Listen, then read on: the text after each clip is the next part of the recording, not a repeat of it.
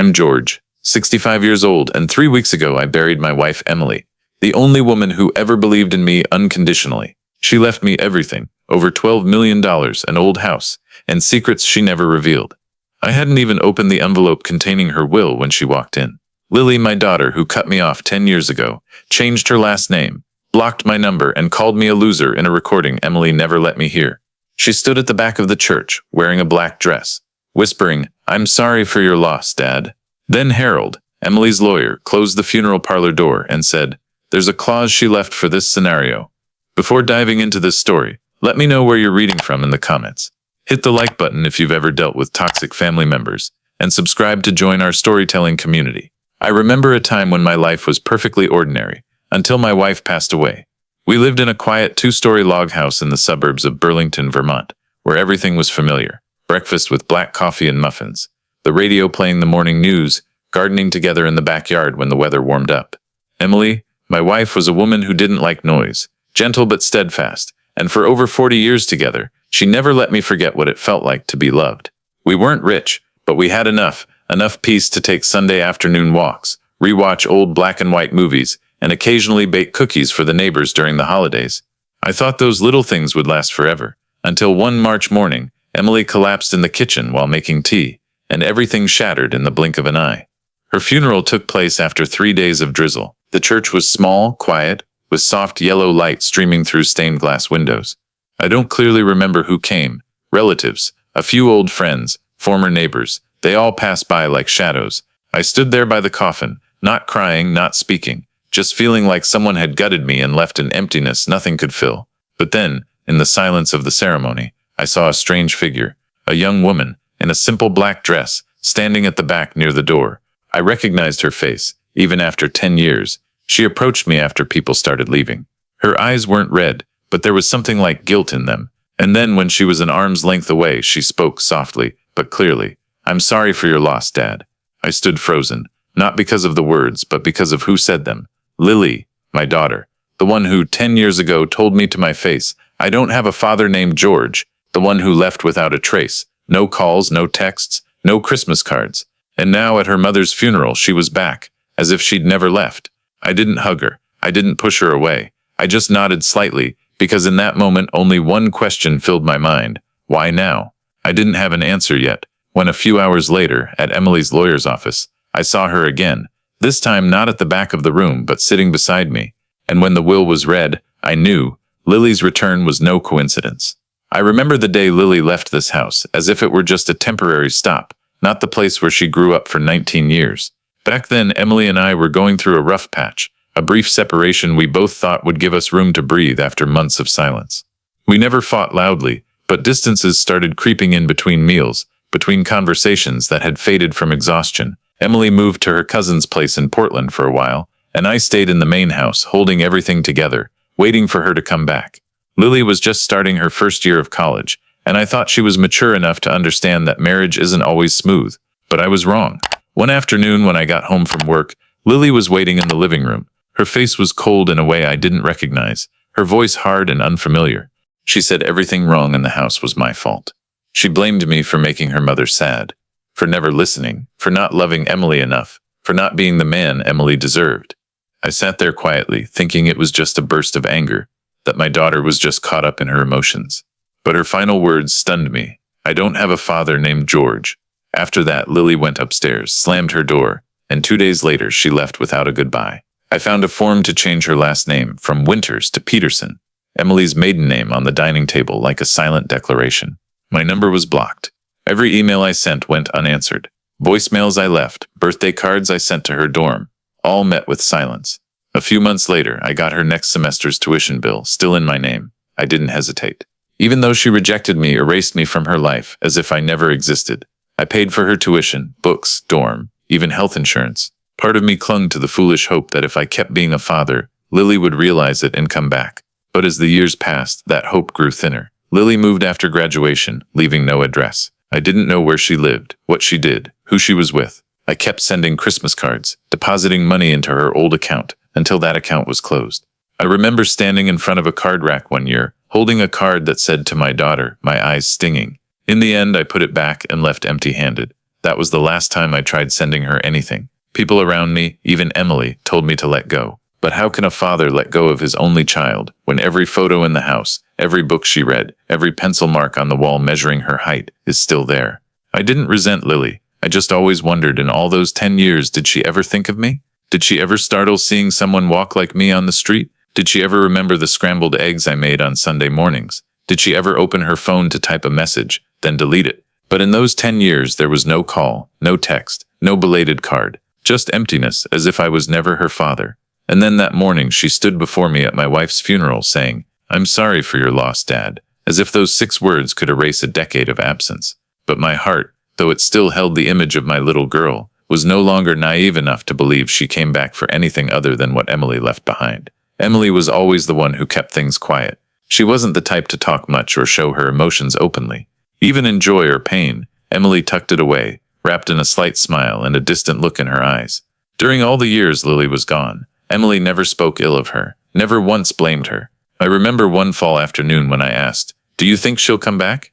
She just shrugged and said softly, "She's young, she needs time." But as the seasons passed, I realized she didn't truly believe that. Emily didn't say it, but she knew. She knew Lily wasn't just angry. She knew the rift between father and daughter wasn't easily mended. And I think she also knew that Lily stayed in touch, but not with me. After the funeral, while cleaning out Emily's study, I found a small wooden box locked with a simple clasp. Nothing special except for a label that read, "Personal documents, no need to process urgently." I didn't plan to open it then, but a few days later when Lily came to the house, walking through the rooms as if they were still familiar, something felt off. She said she wanted to light incense for her mother, then sat in the living room, in the exact chair Emily used to read in. She said Mom always said nothing in this house ever changed much.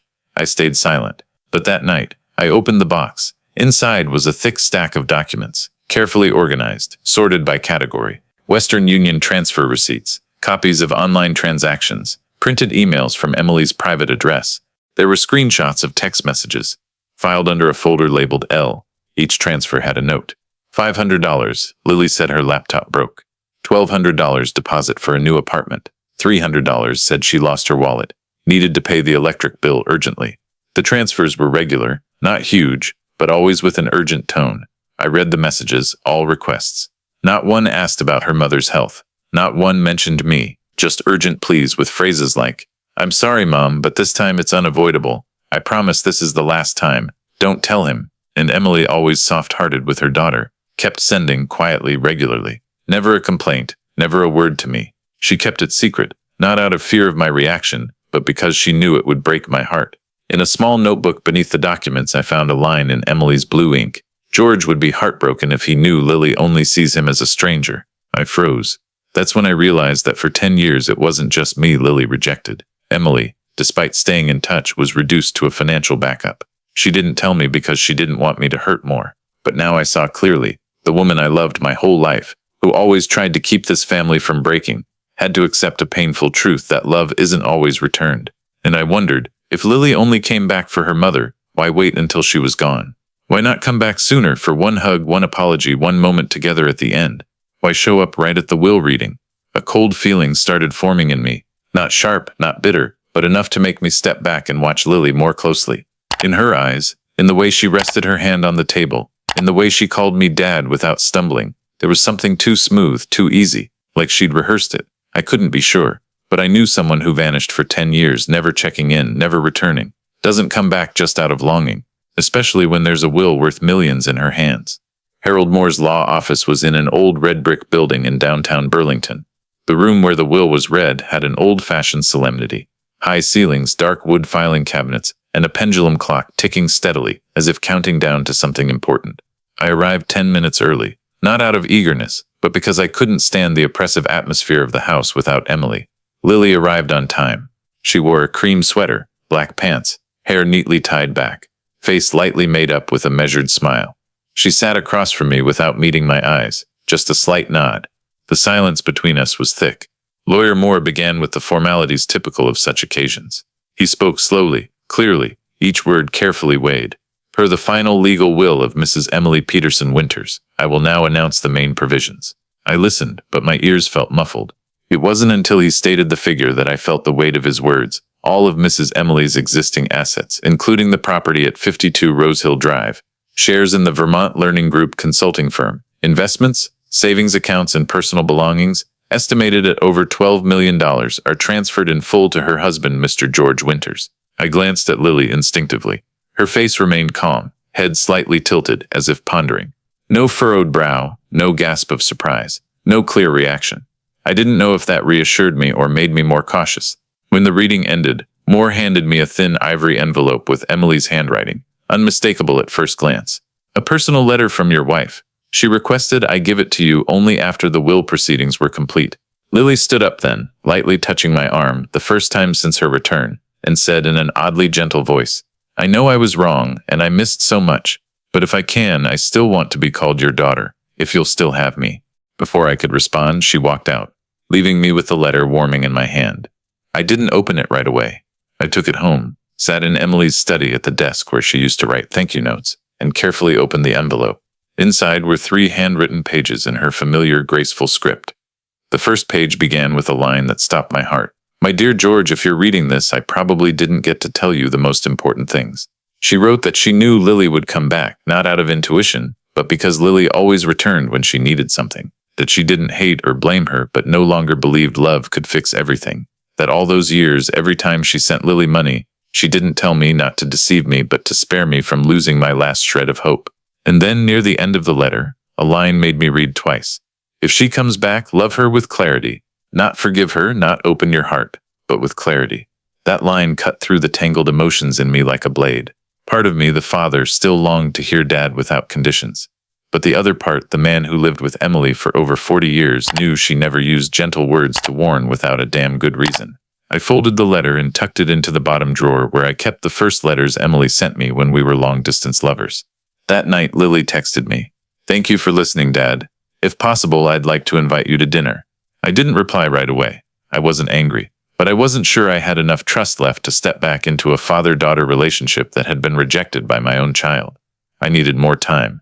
And above all, I needed clarity, as Emily urged, to distinguish between genuine remorse and a carefully calculated return. The restaurant Lily chose was on the north side of the city, a place with classic European architecture, soft yellow lighting, and gentle jazz playing from a corner. She texted that Emily used to love coming here, that it was where they had their last dinner together when Lily was still in college. I arrived on time and saw Lily already seated, face lightly made up, smiling as I walked in. I wanted everything to be perfect for our first dinner together in 10 years, she said, her voice soft, as if the past was just dust brushed away. We ordered. I got grilled salmon as usual. Lily chose pasta and a glass of red wine. I know, Lily began, after some small talk, that 10 years is a long time to disappear. But back then, I was really angry, Dad. I saw Mom sad, saw you silent, and I was childish enough to think that by taking her side, I'd understand her pain. I listened quietly. Her choice of words was soft, perfectly timed. Not too dramatic, not too fake, but something about it kept me from fully trusting her. But now I've grown up, she continued, lightly swirling her wine glass. And after enough failures, I realized you and Mom were just human with your own cracks. I nodded. And now I want to make things right, she said, looking straight at me. Not to ask for forgiveness right away, but if I can, I want to come back. To be with you. To rebuild this family together. A slow silence passed between us at the table. I didn't speak, but my eyes stayed on her face. Now a woman's, speaking with such emotion. Then she went on. Actually, I'm in a tough spot. The company I worked for shut down a few months ago. I haven't found a new job. My lease is about to expire. I feel adrift. And then when I heard about Mom's passing, I thought, maybe this is the time to come back. I didn't press her. I didn't push back, but I noted every word. She didn't ask for money. She didn't hint explicitly, but her tone was different. It carried a subtle implication, an emotional veneer around a core desire to lean on me, not quite for family. If you need, Lily said, leaning slightly toward me, I can help you manage things. I studied business administration. I have marketing experience. I think Mom would want to see me contribute to her legacy. I smiled but didn't nod. Your mother left a very clear financial plan, I said gently, and I'm still sharp enough to keep up. Lily lowered her eyes, nodded, not upset, just swallowing a stiff smile. Dinner passed with stories of the past, about Lily's first bike ride, the winter when she was 12 and we built a snowman in the backyard. She recalled everything in such detail I almost believed she truly missed it, that those memories never left her. But then, as we got up to leave, Lily turned to me, her voice light as a breeze. If it's inconvenient for me to stay at a hotel, can I move back home for a while? I paused briefly, then keeping my tone calm. If you're comfortable, the house is always open. She smiled brightly as if granted a favor. I opened the car door for her. She turned and hugged me lightly, fleetingly, but enough to stir something in me. That night, back home, I quietly reviewed all the assets. I changed the bank account passwords, checked the financial records Emily had meticulously organized. I reopened the drawer with the files where Emily had carefully noted every expense for Lily. And for the first time in years, I called Harold Moore, the family lawyer, asking for copies of all documents related to the will, transfers, and ownership of existing assets. I wasn't sure what I was looking for, but I knew one thing. A father-daughter bond can't be rebuilt with one dinner, one hug, or a few well-timed tears, especially when, behind those sweet apologies, I heard something else, soft but clear like the clink of metal on glass, a calculation, and I couldn't be a blind father again. The safe in Emily's study had sat there for years, unnoticed. I'd never opened it, not because I didn't have the code, but because Emily always said it held miscellaneous papers and some personal items. I respected her privacy. We'd been together long enough to know happiness sometimes lies in what you don't need to know. But after dinner with Lily, after her slightly pressuring smile and calculated hug, I no longer felt safe ignoring it. That night, after Lily went to bed in her old room, now a spare guest room, I took the key, entered the code, and opened the safe. Inside, besides some property deeds and insurance papers, was a thin silver tin box, carefully placed at the bottom. On the lid, Emily had taped a small handwritten note, "Personal archive. Do not share unless necessary." I sat down, opened the box, and what was inside made my heart tighten. First was a stack of receipts and transfer records, neatly clipped together. Each had Emily's handwritten notes. June 2017. Lily said her phone was stolen. November 2019. Deposit for new apartment. March 2021. Graduate school fees, no receipts. I flipped through, seeing the pattern. Every 3 to 6 months, Lily would reach out and ask for money. Not much, but regular. The total over 10 years was over $120,000. Beneath the receipts was a stack of printed letters, emails Lily sent to Emily. I picked them up, reading line by line. "Mom, you know I love you, but I don't want to see him. I can't stand seeing him act like he never did anything wrong." Another page. "Just help me this one time. I promise I won't bother you again. But don't make me talk to him, I can't." I stopped at the line. "I just need money. I don't need anything from him." The words hit like a cold punch. I remembered Emily looking at me, starting to say something, then stopping. Now I understood why. She'd chosen to carry it all, to bear the bitterness from our daughter, just so I wouldn't have to face this. But what truly stunned me was a small black USB drive in the corner of the box. I plugged it into the laptop. Emily was meticulous. I knew there'd be no virus and opened the only folder inside. There was one audio file labeled 8/4/2020 phone. I hit play. Emily's voice came first, gentle, patient as always when talking to Lily. "I can't send more unless you tell me exactly what the money's for, sweetheart." Lily's voice snapped back, sharp, impatient. "I already told you, it's for extra classes, don't you get it? You're making this hard like I'm stealing or something."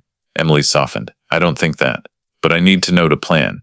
You know your father is him?" Lily cut in. "He's a loser, always silent, never there when it matters. I don't need him to care, just you." I stopped it. I couldn't listen anymore. My head spun, not from Lily's words, but from Emily's voice. Even after being insulted, she kept talking, stayed calm, never angry. Maybe she thought that by keeping contact, Lily would change. Perhaps she wanted to believe in something I was no longer naive enough to trust. I sat in the dark, the room suddenly feeling foreign. Every object here had once been a witness to a family life I thought was only interrupted, not broken. Now I knew it had been shattered long ago. And Emily, the resilient woman I loved, had tried to hold it all together by bearing it alone, bit by bit. I put everything back in the box, locked the safe, and stepped out of the room with a different mindset. I wouldn't confront. I wouldn't question Lily. Not yet. But from today, I would no longer stand still. I would observe. I would document. And I would protect what Emily left behind. Not just the assets, but the honor, trust, and kindness of a mother who sacrificed too much for a child no longer worthy. The game could begin, but the rules were now mine. I met Harold Moore again on a cold Monday morning. His office was as tidy as ever, with shelves full of files, the familiar pendulum clock, and the smell of leather from the old sofa. This time I wasn't there for simple legal advice, but to demand action. "I need to know what she's been doing for the past 10 years, I said, my voice steady. Not to dig up dirt, but to protect what Emily left. She came back too perfectly timed, too smooth. Harold nodded. "I thought you'd say that." He pulled a thick file from his drawer, labeled LP. I didn't need to ask what it was. I contacted an old associate in private investigation. This is what we got in just a week. I opened the file, flipping through the pages, and each line felt like a sharp knife cutting through the last remnants of hope in me. Lily was in debt for approximately $297,000. Credit cards, unpaid graduate school loans, bank debts, and a commercial lease dispute. She'd been repeatedly notified, threatened with lawsuits, and even placed on a high-risk credit watch list. I thought back to our dinner, her gentle smile, guilty eyes, soft words about rebuilding our father-daughter bond. Now I understood. It was all part of a carefully staged performance. But what made me sigh most heavily wasn't the debt. It was a document noting exchanges between Lily and a law firm in Chicago. In emails, Lily discussed the possibility of suing if she didn't receive a fair share of her mother's estate. She stated that despite not being named in the will, her status as a biological daughter could be grounds for negotiation or public pressure. The firm didn't commit, noting success is unlikely without evidence of unjust exclusion. Lily didn't pursue it, perhaps realizing that suing could backfire when I was named the sole heir. But it showed clearly, love wasn't why she returned. Financial pressure and economic motives were what drove her to don the mask of a repentant daughter. Harold handed me a thinner file. And this, he said, is the most interesting part. I opened the first page, a screenshot of text between Lily and a woman named Clarissa, Emily's sister. Clarissa lived in California, a quiet woman who had nearly cut off contact with the family years ago. In the text, Lily tried to reconnect, mentioning childhood memories, asking about health, and saying she had things to share about mom, the family, and the future. Clarissa responded politely but briefly. After 2 messages, she stopped replying. A note from the investigator read, "No evidence." Clarissa cooperated. Likely recognized the intent. I closed the file, leaning back in the chair. At that moment, there was no hesitation or regret left in me, only a resolute clarity. Lily didn't return for family. Not for nostalgia, remorse, or regret. She came back for money, for the debt hanging over her head, for knowing her mother was gone, and I held the entire estate. I stood, thanked Harold, and before leaving said one thing. Prepare everything necessary. I don't want to push her out of my life, but I won't let her repeat the wounds Emily endured. When I got home, Lily was sitting on the porch, sipping tea as if everything was calm. She turned, smiled. "Where were you this morning, Dad?" I smiled back, just enough. "Visiting an old friend," I replied, and in my heart I was ready for the battle. Not loud, not dramatic, but absolutely in control, with silence, with evidence, and with the rationality Emily entrusted to me in her final letter. I never thought I'd have to guard myself against my own daughter, but knowing the truth, guarding wasn't a choice, it was a duty. A duty as a husband to my late wife, and as a father once betrayed by sweet words cloaked in remorse. That morning, I went to the bank with the will and legal authorization from Harold. I requested an irrevocable trust, locking the entire $12 million estate property, business shares, investments, and even the artwork Emily cherished like treasures. The trust was set to preserve the assets per the will's intent, with a clear clause: no one, not even the sole heir me, could distribute or withdraw funds without a predefined purpose. I was the trustee, but adjustments required an independent advisory board overseen by Harold. That was the first shield. The second was digital. I changed all bank, investment, email, and document server passwords, even the home security camera system. Every device got 2-factor authentication, accessible only to me. I quietly erased old passwords from shared devices, including the tablet Lily often borrowed to read news. No explanation. I didn't need to explain, because silence in this case was the strongest language. Lily started noticing the change. She didn't ask outright, but I saw it in her observing eyes, her waiting gestures. One afternoon, as I reviewed the quarterly report of Emily's invested company, Lily walked into the living room holding 2 cups of tea. "You're working too hard, Dad," she smiled, setting a cup down. "I think you should let me help. I do have a business degree." I looked up, smiled. "Thanks, but everything's under control. I'm used to it." She sat, lightly swirling her tea. "Actually, I have a small suggestion. I came across a new investment platform, very reputable, and they're offering great deals for business accounts. If you want, I can help set one up, manage it." I set my cup down, eyes fixed on her face. "A new account?" "Yeah, it's got a modern interface, easy to track. It could optimize returns instead of letting money sit." I nodded, feigning thought. Then slowly, "I think the assets your mother left shouldn't be risked for a modern interface. I prefer what's certain over what's appealing." Lily's smile faltered briefly. Then she regained composure. "But if we don't try new things, how do we know they're better?" I shook my head gently but firmly. "Thanks for thinking of me. But what your mother left, I'll keep exactly as she wanted. Nothing needs to change." Silence lingered for a few seconds. In Lily's eyes, a flicker, not gentleness anymore, but suppressed disappointment. Quickly, she changed the subject, talking about dinner, about the pie Emily used to make. But I knew a shift had happened. I saw it in how she left the room, back straight, shoulders tense, hands clenched until her knuckles whitened. That night, I sat in the study, opening my personal notes. I started a file on Lily, not as daughter, but as potential legal risk. In it, I documented clearly dates of contact, manipulative statements, financial suggestions, behaviors showing emotional manipulation. I didn't do this to hurt Lily. I did it because I'd believed and been hurt, and now I wouldn't let myself make that mistake again. I was a father, but I was also a man who lived with a wise, calm woman who even in death left layers of protection. Emily warned me, if she comes back, love her with clarity, and I was doing exactly that. Not out of anger, but because clarity was the only way left to love without being exploited. I invited Lily back to the house one Saturday afternoon, after over a week of keeping a measured distance that left her uneasy. The house was brighter than usual that day. I opened all the curtains, turned on the oven, and made the exact apple pie Emily used to bake to comfort someone. But today wasn't for comfort. It was to end an illusion. Lily arrived on time, lightly made up, wearing a neutral-colored dress, polite, just humble enough. She looked around the kitchen, inhaling the cinnamon scent, smiling as if reliving a genuine memory. "It's been so long since I smelled this," she said, sitting across from me. I poured tea for us both, setting the warm pie on the table. "There are a few things," I began, "we should listen to before saying anything more." I stood, took the laptop from the drawer, and plugged in the black USB Emily left. I didn't look at Lily as I opened the audio file, the one with her argument with her mother. The sound filled the quiet kitchen clearly. "I already told you, it's for extra classes, don't you get it?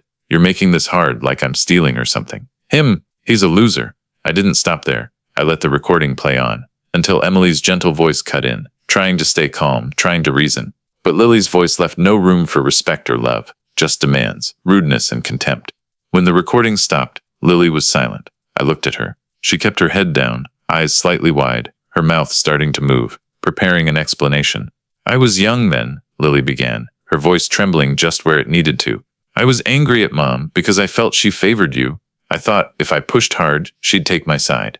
I stayed silent. She looked at me, hoping for a nod, a sign I understood, but I only exhaled softly and said in a low, even voice, "You never apologized to your mother." Lily looked up, eyes blinking. I raised my hand slightly, cutting her off. "Not to me, to her. The one who sent money, kept in touch, endured harsh words, just to hold on to something fragile. But you never apologized to her." Silence filled the kitchen again. I saw Lily's eyes waver. She was about to cry, or play the remorseful daughter, but I'd learned to see through every performance. "I don't need an answer now," I said. "Just ask yourself, if your mother were alive and heard that recording, how would she feel?" Lily sat still.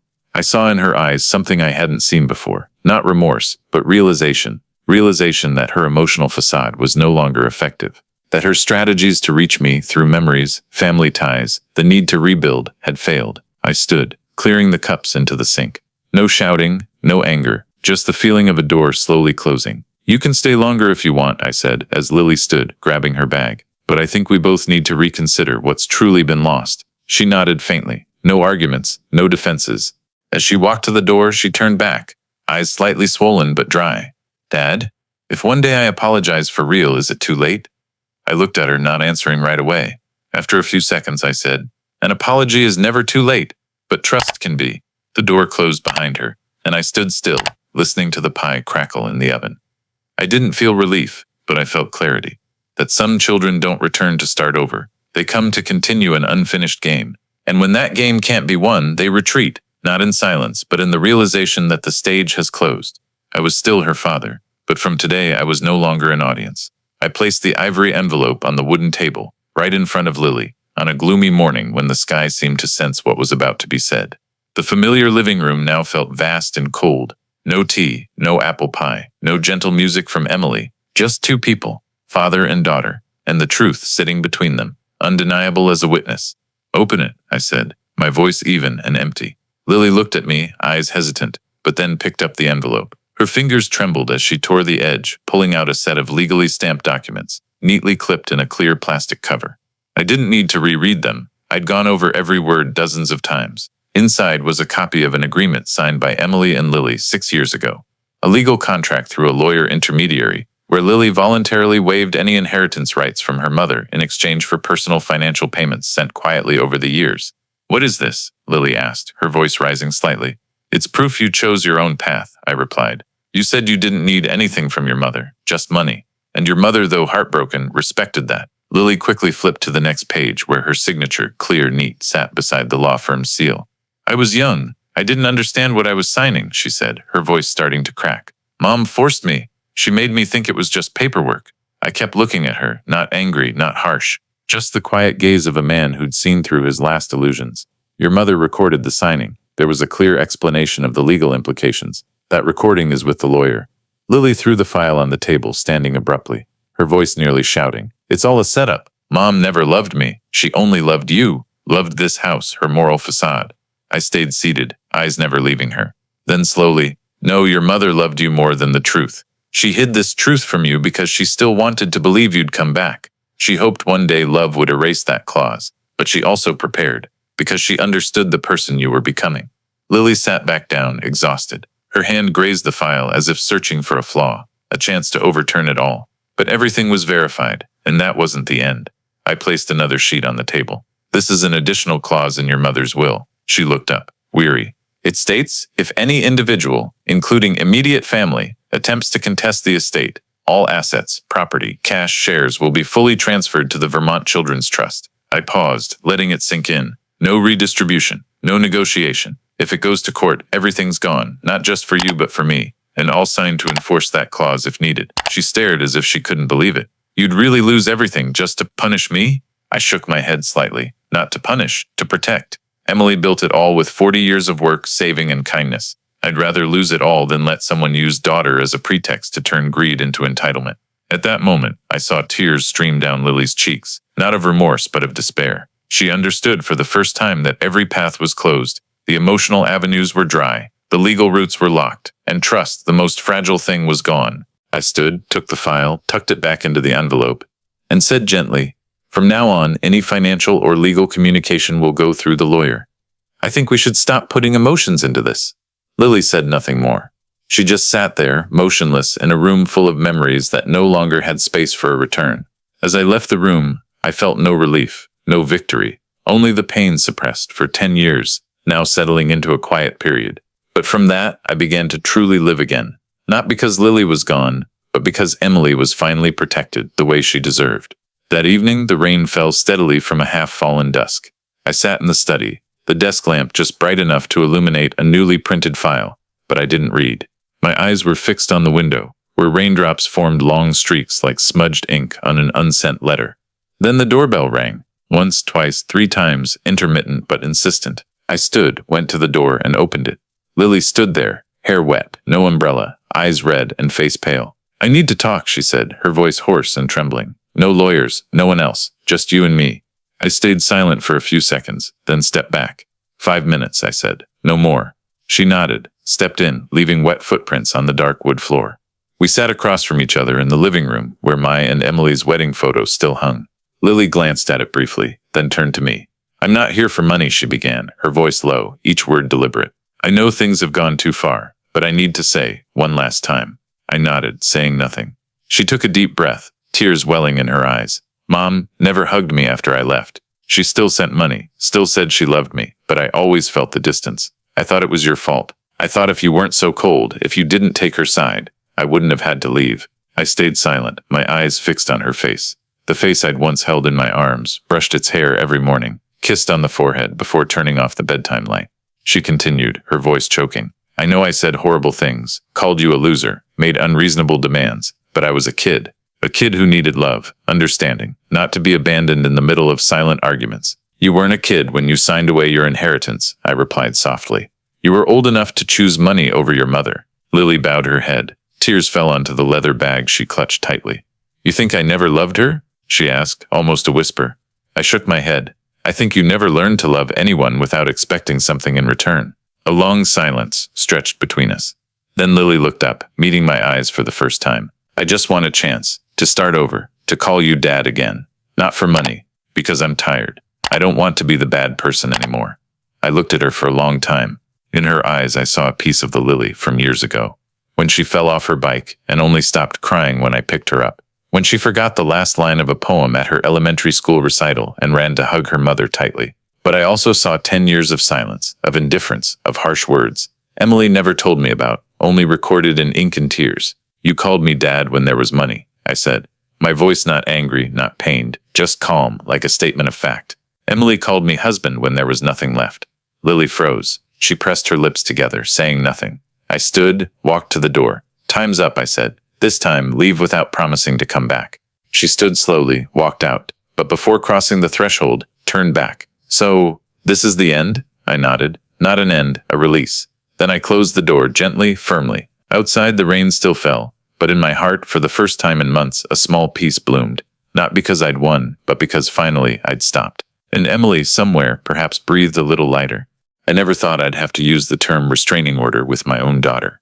But one early week morning, I sat in Harold Moore's office, as I had many times before, and signed the documents he'd prepared. The order was requested based on financial threats, emotional abuse, and harassing behaviors aimed at pressuring the legal heir. Harold said the paperwork would go straight to the court, and I'd only need to wait for a confirmation call. I nodded, no questions needed, because by now I understood clearly. To protect myself, I didn't need to shout or retaliate. I just needed to stop letting myself get hurt again. Lily didn't return to the house, but she tried other ways. Indirect, public. 2 weeks later, a local news outlet's reporter contacted me. They said someone claiming to be my daughter provided information about being unfairly excluded from an inheritance and wanted to expose the dark side of local elites. I listened and only smiled. They asked if I wanted to respond. I said no. I don't participate in speculative interviews. The article appeared in a small section with vague wording. A woman claiming to be the daughter of a prominent Vermont inheritance family shared her pain of being abandoned.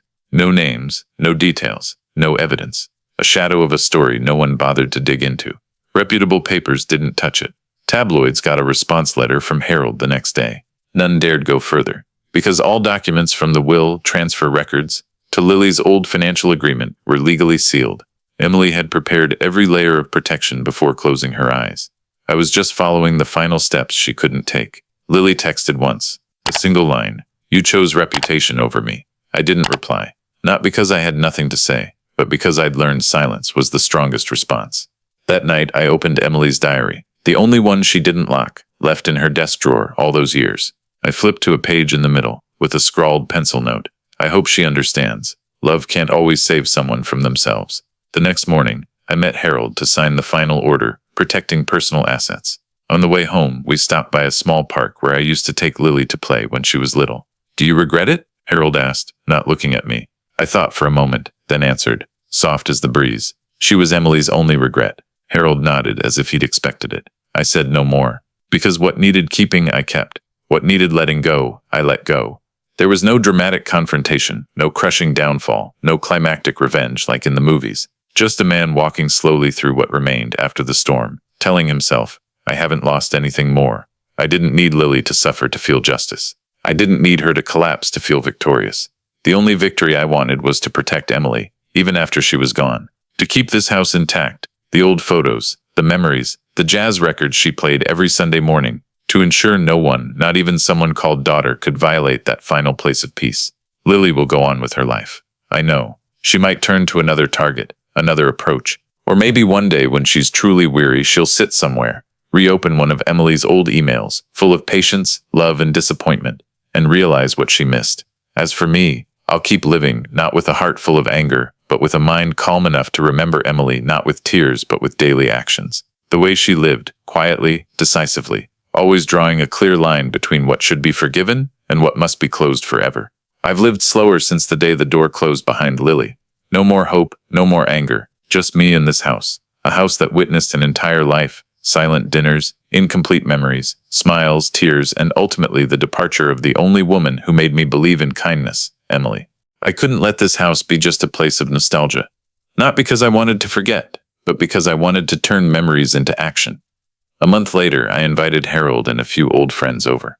In my hand was a preliminary draft for a project to convert the personal residence into a support center for elderly singles.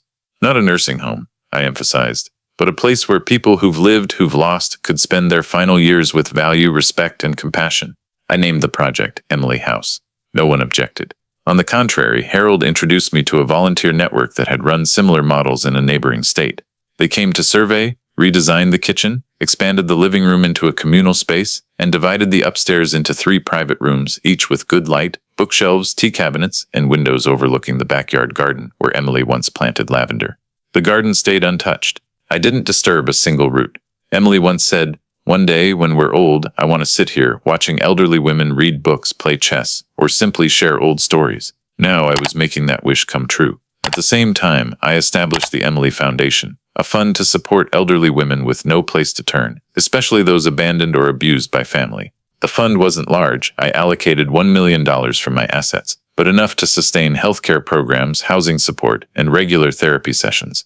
I didn't choose a loud path, no grand launch, no press. Everything happened quietly, the way Emily lived, with patience, precision, and no need for praise. Sometimes, I still get quick hugs from the women living at Emily House. They call me kind Mr. George, or simply the landlord with amazing baking skills. No one here knows about Lily. No one asks about children. We've learned to love each other without needing blood ties. One October day, as the golden leaves began to fall, I received a hand-delivered envelope from Harold's office. Inside was a letter, in familiar handwriting, no longer sharp but soft, hesitant. It was from Lily. "I'm not writing this to seek forgiveness, just to let Dad know I've reread Mom's emails.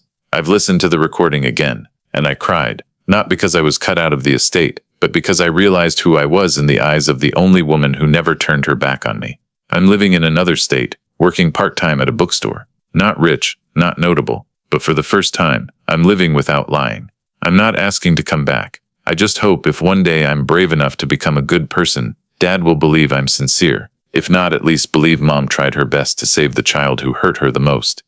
At the bottom, Lily didn't sign her name, just wrote, "Someone who once called you Dad." I placed the letter in the drawer with Emily's keepsakes, not torn, not answered. Some apologies should be kept as part of growing up, not to be heard, but to face their consequences. I don't need Lily to return to confirm I was a good father, nor do I need a happy ending to call what I've done right. I just need to live the way Emily believed I deserved. That afternoon, I sat on the porch with a cup of mint tea, watching the elderly women laugh brightly while playing dominoes. Sunlight slanted through the eaves, catching on silver hair and eyes etched with crow's feet but shining vividly. I heard the faint sound of a piano from the communal room, Claire de Lune, Emily's favorite, and I thought, if there's a place up there where she's looking down, she might be smiling. I don't need to be called Dad. I just need to live the way Emily believed I deserved. George's story, a widowed husband, a father betrayed by his daughter, is not just a family tragedy, but a mirror reflecting a reality in modern American life. The silent breakdown of blood ties under the pressures of individualism, wealth, and unhealed wounds. In a society that champions personal independence, many families become victims of a lack of honest communication, where love is mistaken for control and expectations are seen as burdens. Lily, George's only daughter, chose to abandon her family, erase her father's name, and cut contact, believing he caused her mother's pain. She returned after 10 years, not to reconcile but for a $12 million inheritance. Throughout the story, George didn't seek revenge or aim to hurt his daughter back. Instead, he used silence, clarity, and legal action to protect the values his late wife cherished: integrity, kindness, and unconditional love. The lesson is this: in a society that prioritizes personal gain, forgiveness doesn't mean overlooking. It means knowing when to stop to protect yourself. Family ties, though sacred, need boundaries to avoid becoming exploitation. And most importantly, as George chose to live, you don't need to be called Dad to live as the person your loved one believed you deserved to be. That's a journey of self-respect, loyalty, and ultimately, healing. If this story touched you, please subscribe to join me in exploring more journeys about family, forgiveness, and choosing to hold on to dignity. Thank you for listening, and I'll see you in the next video, where what seems lost can still be healed through humanity.